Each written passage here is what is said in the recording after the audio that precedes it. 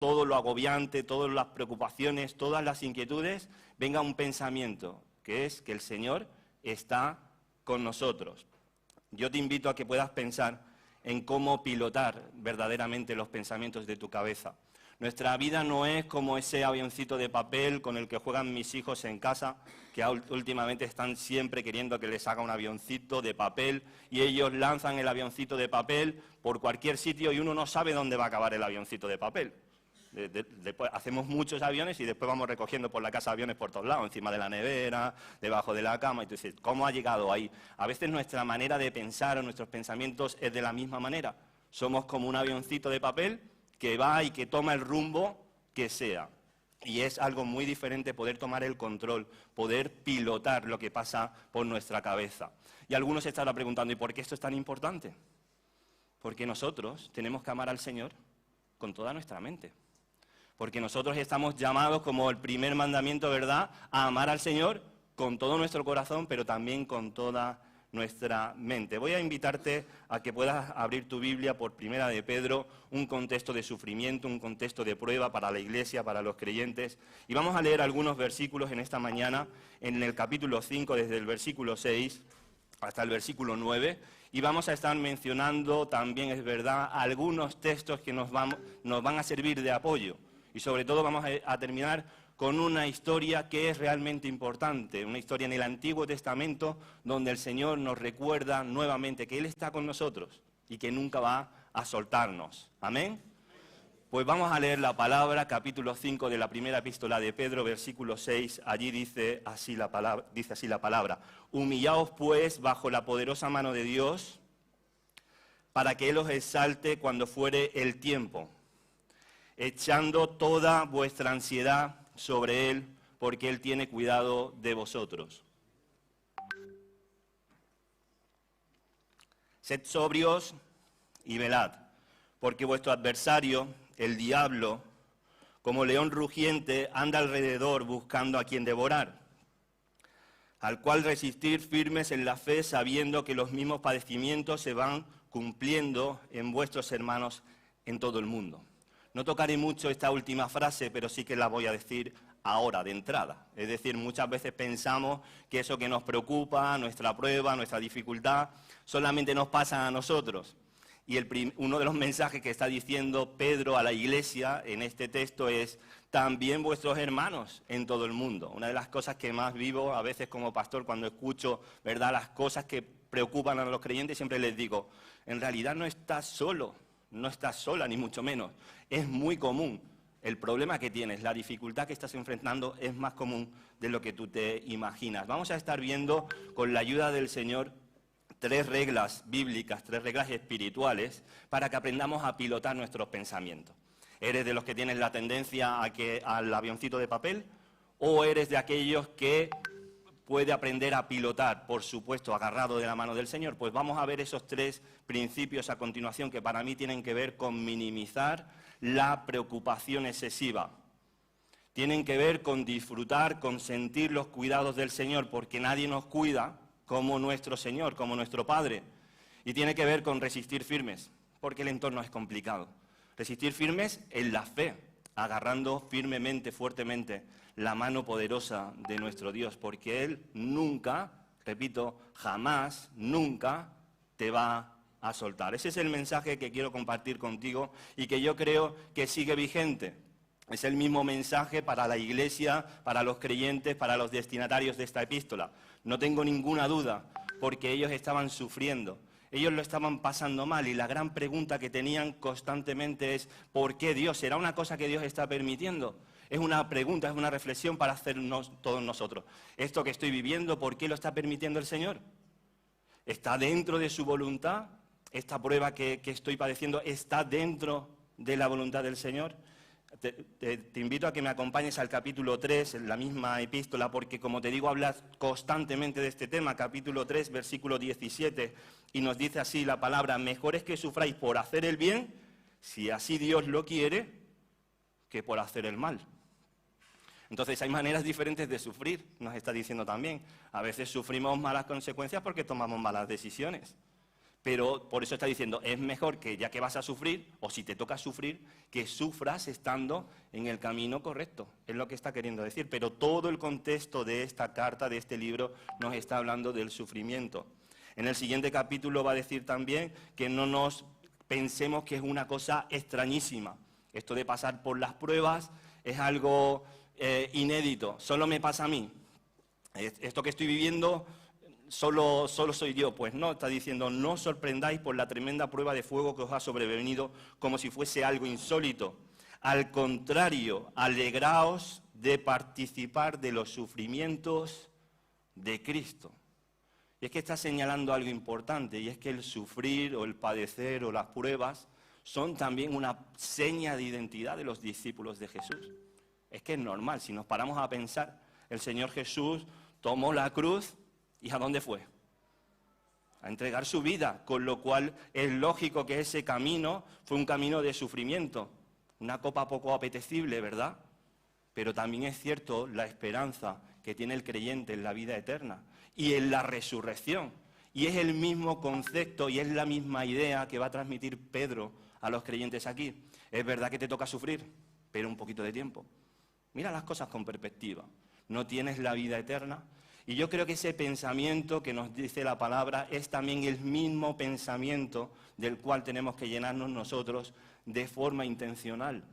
¿Cómo hacemos esto? Pues minimizando, en la primera regla bíblica que vamos a ver, es aprender a minimizar la preocupación excesiva.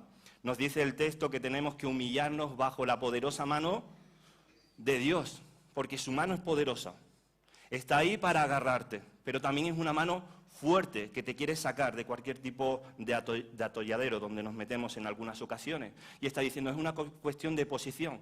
Colócate debajo, eso es humillarnos. Humillarnos delante del Señor significa colocarnos debajo y que Él pueda hacer su plan y hacer la solución como Él quiera y cuando Él quiera. Es una actitud ante la vida que implica tomar la opción de resguardarnos en el Señor. Es como si estuviese diciendo que la tormenta va a llegar siempre, que los momentos de prueba será más tarde, más temprano, pero a tu vida van a acabar llegando. ¿Y qué es lo más sabio que puede hacer un creyente? Minimizar esa preocupación excesiva colocándose bajo la mano del Señor. Esa mano, por no extendernos en el tiempo, la encontramos en muchas referencias en el libro de Éxodo principalmente, donde Dios le recuerda muchísimas veces a su pueblo que con mano fuerte te saqué de la esclavitud.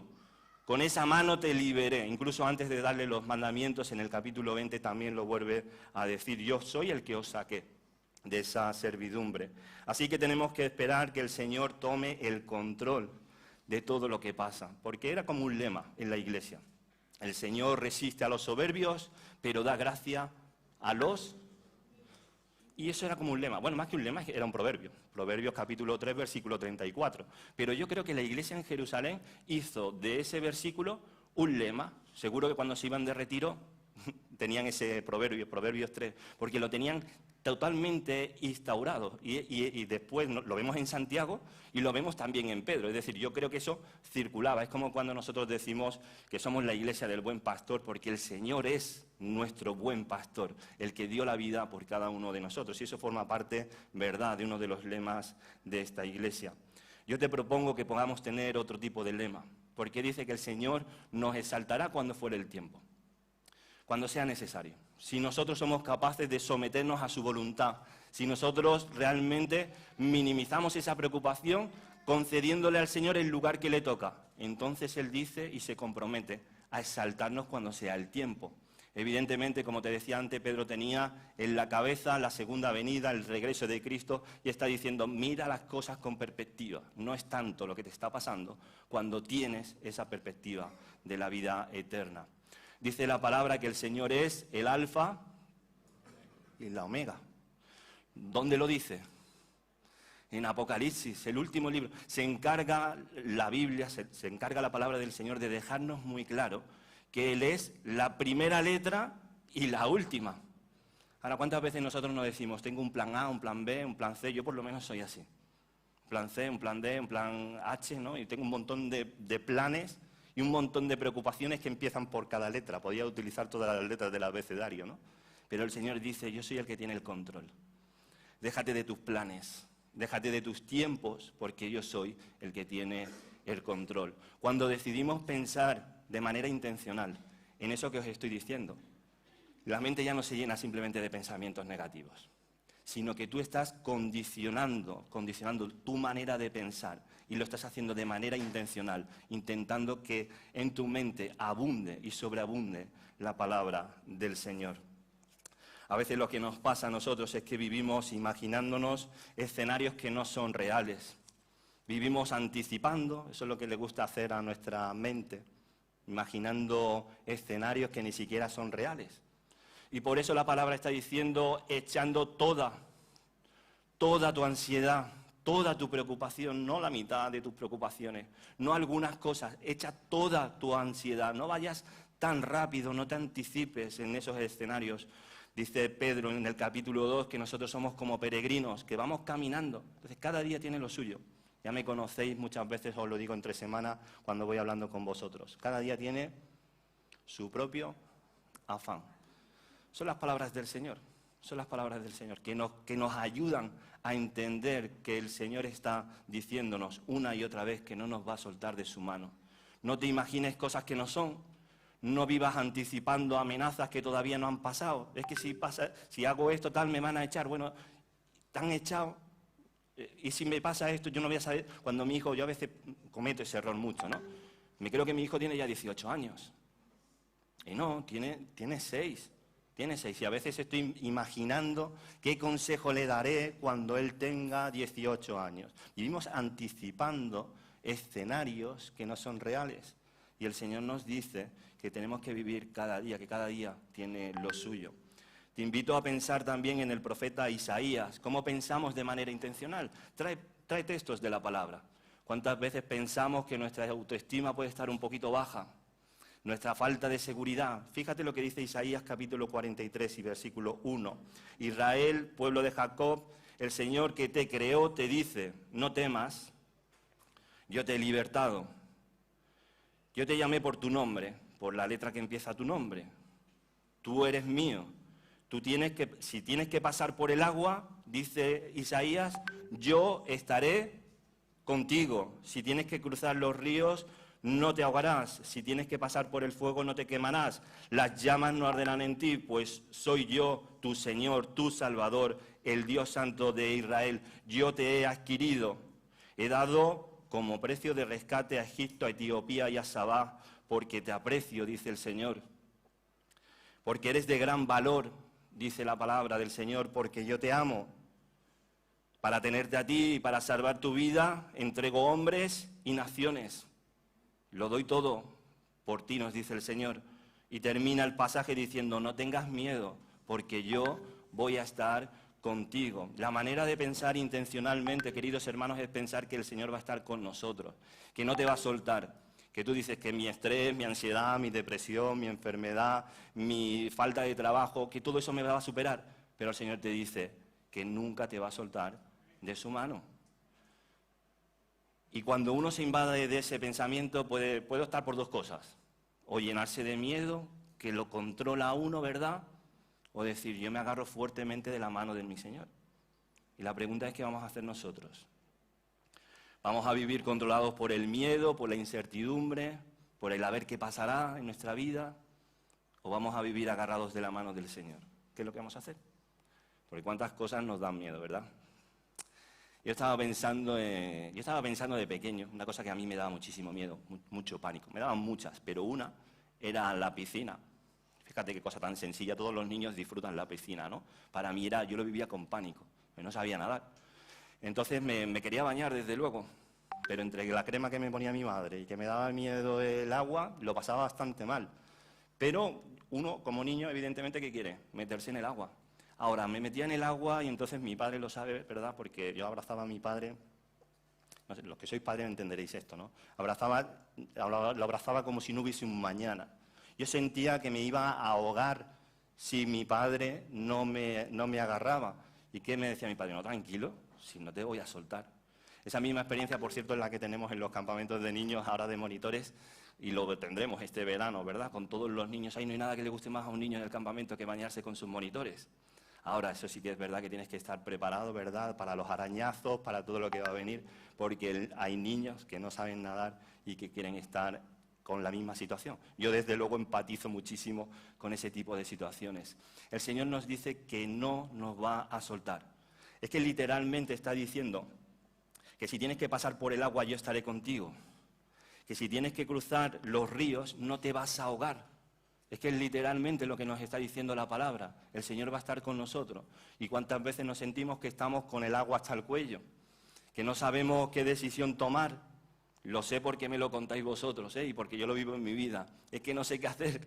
No sé si ir, regresarme a mi país o quedarme nuevamente aquí.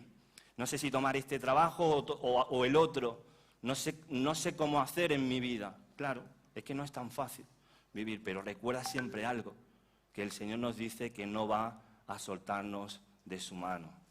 Esa es la primera regla, yo creo, bíblica, que se repite tanto. La segunda tiene que ver con experimentar los cuidados del Señor. Siente los mejores cuidados del Señor. Dice, echando toda tu ansiedad sobre Él. ¿Por qué? Porque Él cuida de vosotros. Es enfático. Échala sobre Él, porque Él. Y está diciendo enfáticamente que es Él el que se va a encargar de cuidarte. Ahora, no hay mejor cuidador que Dios en nuestra vida. No hay mejor lugar donde depositar nuestra preocupación, por muy excesiva que sea, que en el Señor. Podemos echar toda nuestra ansiedad en el Señor porque el Señor es el mejor cuidador que existe y el mejor sanador que existe. Es el Señor Jesús el que explicó en el Sermón del Monte: no temáis tanto por el día de mañana, no tengáis tanta preocupación por qué comeréis, por qué vestiréis, no estéis todo el tiempo agobiados porque yo cuido de los pajaritos, yo cuido de las aves. ¿Cómo no voy a cuidar de ti? ¿Cómo no voy a cuidar de ti?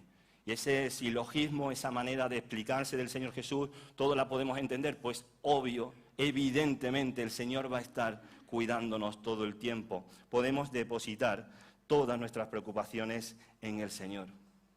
Pero sabéis, hay otra parábola del Señor que explicó, la del sembrador, que a veces sembramos, ¿verdad?, y hay algo que puede ahogar esa semilla. ¿Y son el qué?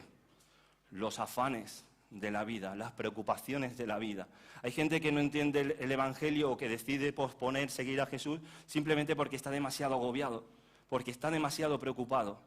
Y ahora, a veces yo me pregunto, ¿y los creyentes, que se supone que la semilla sí que ha fructificado? ¿No nos pasa un poquito lo mismo? ¿No nos pasa que a veces también nosotros nos sentimos abrumados y ahogados? ¿Será que se está pudriendo la semilla del Evangelio? Eso no puede pasar. Y el Señor nos lo recuerda en su palabra y nos dice, yo no voy a soltarte nunca, siempre voy a estar contigo. Yo creo que es un hábito dejar de tener malos pensamientos o pensamientos que quieren tomar el control y descansar en el Señor. Es un hábito, es algo que se traslada.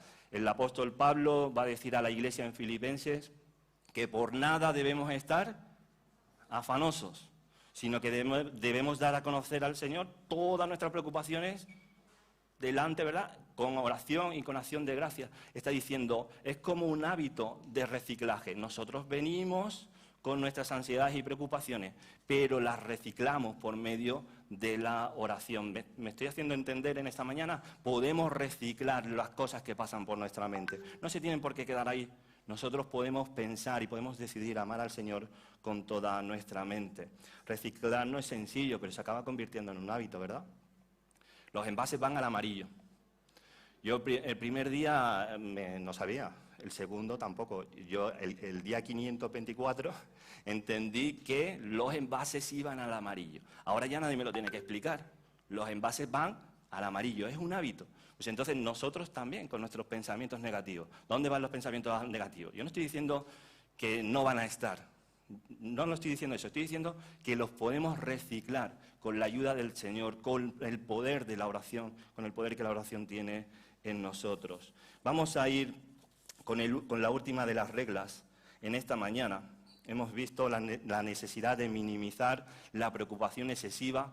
Hemos visto que el Señor es quien mejor nos puede cuidar. De hecho, Él sanó a un montón de gente, ¿verdad? Sanó a paralíticos, sanó a ciegos, sanó a todo el mundo, pero también le ofreció la salvación a esas personas. Es decir, no hay nadie que nos pueda cuidar como el Señor. Pero vamos a ver la última de las reglas, que es resistir firmes de la mano poderosa del Señor. Dice el versículo 7, sed sensatos, otras versiones dicen ser sobrios, y estad atentos, porque vuestro adversario, el diablo, como un león rugiente, anda alrededor buscando a quien devorar. Dice, resistidlo firme en la fe, pues sabéis que vuestros hermanos alrededor del mundo han experimentado los mismos sufrimientos. ¿Cómo podemos hacer nosotros para mantenernos firmes? ¿Cómo podemos hacer como esos creyentes que estaban sufriendo tanto? Ellos sufrían por la persecución. ¿Y qué les está diciendo Pedro? Les está diciendo, manteneros en equilibrio, sed sobrios, manteneros con los ojos bien abiertos, manteneros despiertos, está diciendo, porque también hay un ambiente complicado. Y la pregunta que nosotros tendríamos que hacernos es, ¿qué hacemos nosotros para mantenernos despiertos? Esto es un buen momento para decirlo ahora que hay algunos cabeceando en la iglesia, con el mensaje del pastor, que es un poquito monótono. ¿Qué haces tú para mantenerte despierto? Ahí la gente se mueve un poco, se espabila. Un café de toda la vida, ¿no? El café puede ser más intenso, menos intenso, hay muchos grados de intensidad en el café, pero un café es mano de santo, te despierta. Pero también nos despierta algo importante, nos despierta escribir. Escribir es una maravilla, yo lo hago muchísimo. Lo que pasa que después, pues la verdad es que no entiendo a veces ni lo que yo he escrito, ¿no? Pero sí que es verdad que ordena nuestros pensamientos. Hay que escribir. Yo te propongo que esa manera de mantenerte despierto es poder pensar, poder analizar. Porque claro, estamos llenos de problemas, de preocupaciones, y lo último que decimos es, yo no tengo tiempo para ponerme aquí ahora con el folio en blanco que me da el pastor para escribir. Déjame de folios. Yo prefiero con el folio hacer el avioncito. No, te invito a que sí que puedas tomar el folio en blanco y escribir. Y puedas hacerte simplemente preguntas. Tal vez cometiste una equivocación. ¿Es tan sano poder decir, he cometido alguna equivocación? ¿Este sufrimiento, este padecimiento que estoy teniendo es por algún error que yo he cometido? ¿Habrá alguna cosa que yo pueda intentar nueva en mi vida? ¿Estaré teniendo una mala costumbre, un mal hábito? ¿Cómo podemos evitar esto? Pues evidentemente escribir va a ordenar todo lo que es nuestro pensamiento. Y yo creo que está relacionado, ¿verdad?, con ser prudente y mantenernos despiertos. Cuida el ambiente porque hay depredadores en nuestro mundo. Hay depredadores espirituales que desde luego van a estar al acecho, como dice, como describe la imagen tan potente de este versículo. El adversario, el diablo, está como un león rugiente. Hay otras versiones que hablan de que está como al acecho, viendo a ver por dónde flaquea uno para meterle un buen bocado, un buen mordisco, ¿no? Y actúa de esa manera. Hay que cuidar el ambiente porque no todos los ambientes son sanos para nuestra vida. Es otra pregunta que hay que apuntar, ¿verdad? ¿Estoy en todos los ambientes? ¿Estoy con todas las personas que realmente me bendicen, me hacen crecer en mi vida? ¿O a veces yo, sin querer, como os decía el jueves, estoy demasiado cerca de los precipicios, ¿no? Y cometo algunas imprudencias en mi vida. Creo que debemos cuidar, porque una de las cosas que más me sorprende de este texto es que dice que el adversario está como un león rugiente. Qué miedo, ¿no? Yo os ponía ahí una imagen de un león. La verdad que impone el león. Es hermoso el animal, pero impone un poco, la verdad, impone. Pero yo pienso, el enemigo, según la palabra, ya está vencido. Nosotros ya tenemos la victoria. Eso es lo que dice la palabra. Nosotros tenemos la victoria por medio de la cruz de Cristo, por medio de esta cruz que tenemos aquí en el fondo de nuestra iglesia y que la tenemos en nuestro corazón, porque sabemos que esa victoria la ganó Cristo y nos hizo más que vencedores, en Él precisamente. Vamos a terminar en esta mañana pensando una última historia. No retrocedas ante la adversidad, porque el león está ahí dando vueltas, pero tú no te tienes por qué echar para detrás. Vamos a cantar una canción para terminar, pero vamos a escuchar una historia, apenas unos minutos. Si me concedéis 5 minutos o así, simplemente os voy a trasladar una historia que seguro que conocéis. No retrocedas ante la adversidad. Porque a veces me da la sensación de que estamos como tratando de sobrevivir y conocemos la historia del león que está ahí a punto de devorarnos, que está dando vueltas en nuestra vida, y a veces la actitud a mí me da la sensación del creyente que somos un poco pasivos, que decimos, bueno, el león está ahí dando vueltas, lo mismo a ver si se aburre y se duerme, a ver si se cansa de dar vueltas, yo no tengo que hacer nada, ¿por qué yo tendría que hacer nada? Es más, si estoy escuchando, si he leído bien y está dando vueltas alrededor de mí, pues voy a prestar atención. ¿Para qué me voy a arriesgar? Ahora, yo creo que hay una cosa importante en este tema, que podríamos contraatacar nosotros. Y es bíblico. ¿Os acordáis la historia de Gedeón? Gedeón le tocó vivir un tiempo muy complicado. La historia la podéis leer en casa con todo detalle. Os invito a hacerlo en Jueces capítulos 6 y 7. Son 2 capítulos. Pero esa historia empieza diciendo que el pueblo de Dios hizo lo malo, que era deporte nacional, hacer lo malo delante de los ojos de Dios, se rebeló y por ello tuvo unas consecuencias. Estaba sufriendo por sus malas decisiones, que antes hablábamos un poco de eso. Y resulta que no tenían ya para comer, no tenían para comer porque todo eso que iban teniendo, dice la palabra que venía otro pueblo más fuerte y se lo quitaba. El pueblo de los madianitas, otro tipo de pueblos también, y le quitaba la cosecha al pueblo de Dios. Y entonces ellos, hay un momento en el que están ya desesperados. Están como en el Salmo 40, que describen la desesperación, en ese pozo que yo os decía al principio, ese pozo en el que prácticamente cabe de todo, y ahí está, que no ve salida ninguna. Y ahí dice el salmista que él estaba ahí, pero que el Señor le sacó. Y resulta que en este momento de la historia vemos al pueblo de Dios totalmente desesperado, en el mismo pozo, realmente. Y dice en el versículo 6 que los hijos de Israel clamaron al Señor.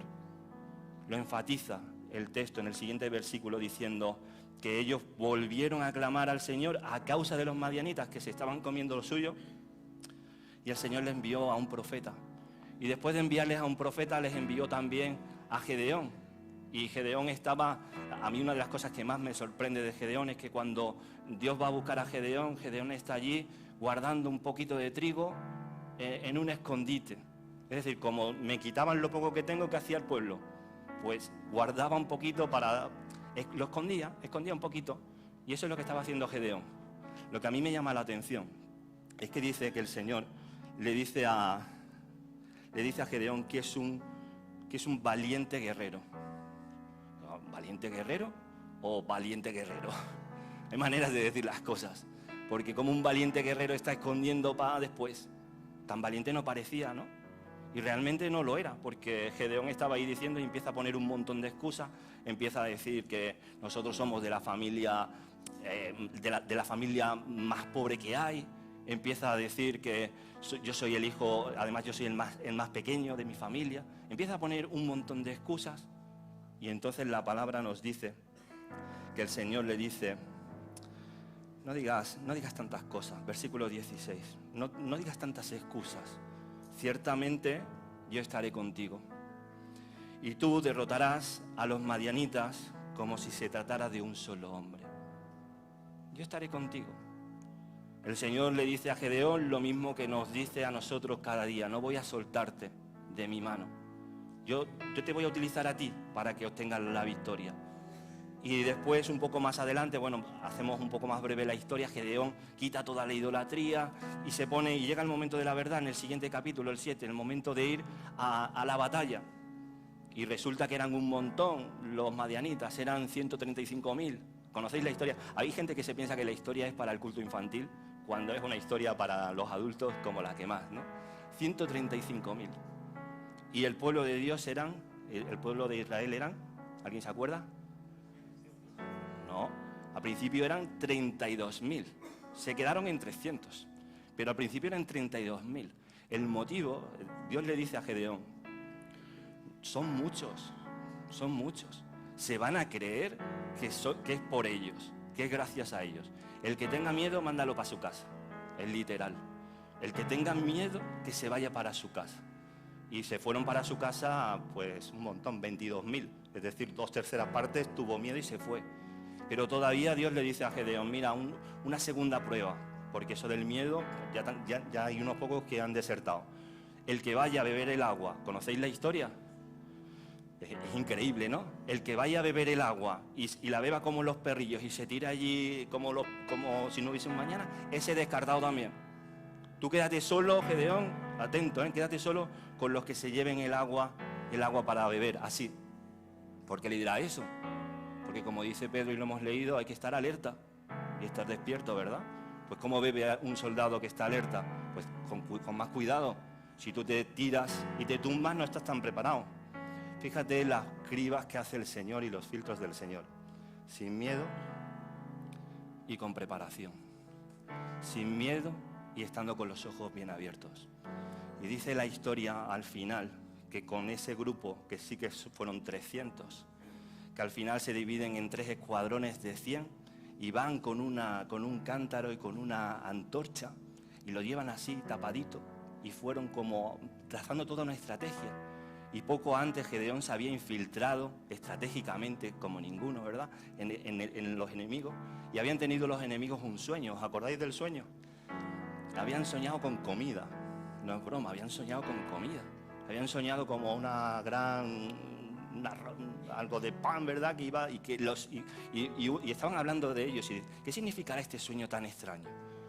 Y Gedeón, que estaba allí con un amigo, ¿verdad?, estaba intentando escuchar las estrategias del enemigo. Y dicen, bueno, lo que está queriendo decir es que el pueblo de Israel viene contra nosotros. Gedeón entendió eso como la señal de parte de Dios para ir con las antorchas. Para ir, y dijo, y al sonido de la trompeta, yo me alegro de que están llegando un trompetista a la iglesia, porque vamos a necesitar trompetas dentro de poco para obtener la victoria. Era una señal. Al sonido de la trompeta, cuando suene esa trompeta, entonces iban a romper los cántaros. Termina la historia con el enemigo huyendo. Qué curioso, porque nosotros tenemos enemigos también. A veces el enemigo más grande, por decírtelo lo más claro que puedo, somos nosotros mismos. Son nuestros propios pensamientos, nuestro propio sentimiento de culpa, todas las cosas que nos van mermando en nuestra vida, y nosotros somos a veces nuestro principal enemigo. Pero el Señor le dio la victoria a Gedeón y al pueblo y les dijo, yo estoy con vosotros. Sí, yo estoy contigo. Valiente y esforzado, bueno, valiente y esforzado parece que era como una voz profética. Vas a ser valiente y esforzado, pero vas a ser valiente y esforzado porque yo voy a estar contigo. Y es el mismo mensaje para ti y para mí en esta mañana. Tú también vas a obtener la victoria. Tú también puedes salir de cualquier tipo de pozo, pero tienes que tener en cuenta que debes agarrar esa mano del Señor. El Señor nos dice que no va a soltarnos de su mano.